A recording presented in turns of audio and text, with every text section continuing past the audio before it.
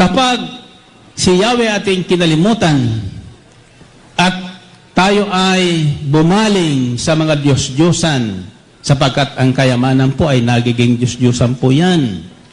Kung sino ang ating pinagkakatiwalaan ng buhay, kung saan tayo nakatuon, no? Ipinagpalit natin ang Diyos sa yaman na dumating sa atin, babawiin ang Diyos sa atin. Life is a cycle. Today you are happy, tomorrow you are not. Ginagawa niya. Tatandaan niyo ito. Kahit magtago ka sa madilim, kitang-kita ka ng Diyos. Huwag niyong itinatago ang inyong yaman. Huwag niyong iniimbak yan. Hindi para sa inyo yan. Enjoy the fruit of your labor and give the rest to others.